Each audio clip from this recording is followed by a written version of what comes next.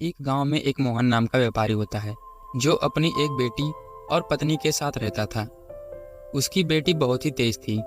मोहन अपने व्यापार को बढ़ाना चाहता था, लेकिन उसके पास इसके लिए पैसे नहीं थे, तो उसने उधार लेने की सोची।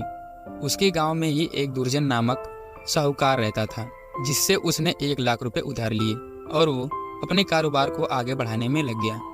कुछ ही दिन बाद साहूकार अपना पैसा मांगने मोहन के घर आता है, लेकिन मोहन कहता है कि अभी तो उसके पास पैसे नहीं हैं, लेकिन जैसे ही पैसा आएगा वह उसे दे देगा। उनकी बातचीत के दौरान मोहन की बेटी वहीं आ जाती है और मोहन से कहती है, पापा क्या हुआ, यह अंकल क्यों चिल्ला रहे हैं। साहूकार उसकी बेटी को देखता है और मोहन से कहता है कि अगर तुम मेरे पैसे अभी नहीं देते हो तो मैं तुम्हारी बेटी से शादी कर लूँगा।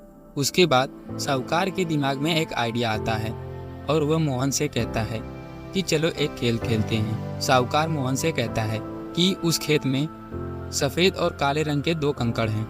मैं दोनों रंग के कंकड़ अपने दोनों थैलों में रखूंगा। उसके बाद अगर तुम्हारी बेटी सफ़ेद कंकड़ वाला थैला चुनती है तो तुम्हारा कर्ज माफ़ कर दूंगा और तुम्हारी बेटी से शादी भी नहीं करूंगा। लेकिन अगर तुम्हारी बेटी काले कंकड़ वाला थैला चुनती है तो मैं तुम्हारा कर्ज तो माफ़ कर दूंगा, लेकिन तुम्हारी बेटी से शादी कर लूँगा। इसके बाद वह साहूकार खेत में जाता है और कंकड़ को थैले में भरता है। तो मोहन की बेटी देखती है कि साहूकार दोनों थैलों में काला कंकड़ भर रहा है। उसके बाद साहूकार लड़की के पास आता है और उसे कहता है, दोनों में से कोई एक थैला चुनो। अब लड़की को तो पता ही था कि दोनों थैलों में काले रंग के ही कंकड़ हैं।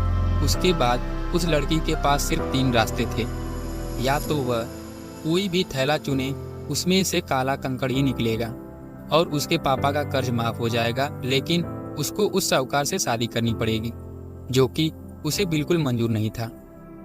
या तो वह अपने पिता को साहूकार के दोनों थैलों में मौजूद काले कंकड़ के बारे में बता दे, लेकिन ऐसा करने से साहूकार भड़क जाएगा।